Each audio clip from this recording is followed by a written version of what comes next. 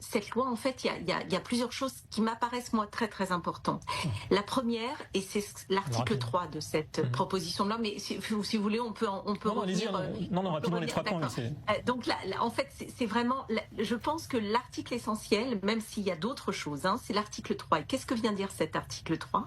Il vient dire qu'il y a la possibilité d'externaliser les commissions disciplinaires lorsque on constate un fait de nature antisémite, de nature raciste, c'est-à-dire que ça ne va plus être l'établissement qui va être jugé partie, ça va être par exemple les élus étudiants qui sont à la fois qui crient Free Palestine et qui défilent les mains rouges, qui vont être en même temps au conseil d'administration pour juger leur pairs. Donc il y aura la possibilité donc à ces sections disciplinaires qui seront externalisées, communes aux établissements d'une même région, de juger. Donc ça, c'est vraiment un article très important. Ça change quand même pas mal de choses.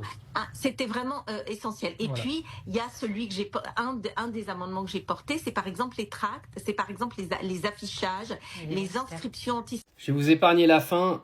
Juste un truc.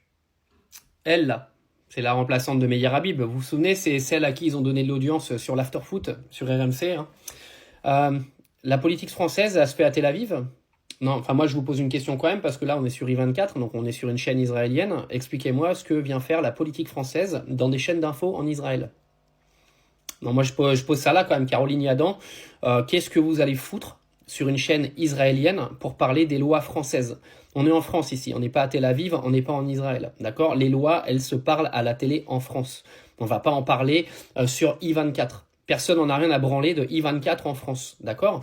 Arrivé un moment, il va falloir arrêter les bêtises là, parce que il y en a marre. Parce que là, c'est une sorte de propagande absolument dégueulasse. Caroline Yadan, aujourd'hui, elle est censée représenter les intérêts de la France. Elle n'est pas censée représenter les intérêts de Benjamin Netanyahou et d'Israël. Non, mais on est où là? C'est-à-dire qu'en fait, elle est en train de parler d'une loi qui est pourquoi pas bonne ou pas bonne. Après, pour des gens qui vont dire Free Palestine, s'ils sont condamnés, on va en reparler, parce que là, c'est une atteinte à la liberté d'expression qui est absolument hallucinante. Moi, à partir du moment où il n'y a pas d'insultes envers Israël, etc., je vois pas où est le problème. À partir du moment où il n'y a pas d'insultes antisémites, c'est pas de problème. Tu as le droit, en fait, aujourd'hui, de te placer du côté d'un génocide.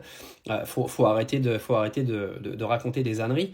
Mais là, par contre, va quand même falloir qu'on parle de la politique française, parce que c'est absolument pas normal qu'une élue se pointe sur un plateau à l'étranger pour venir parler des lois en France. C'est absolument pas normal, parce que là, en fait, ça fait que d'attiser la haine en plus.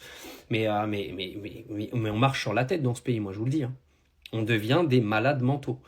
Mais elle a rien à foutre sur un plateau israélien pour venir parler des lois françaises. Jamais de la vie.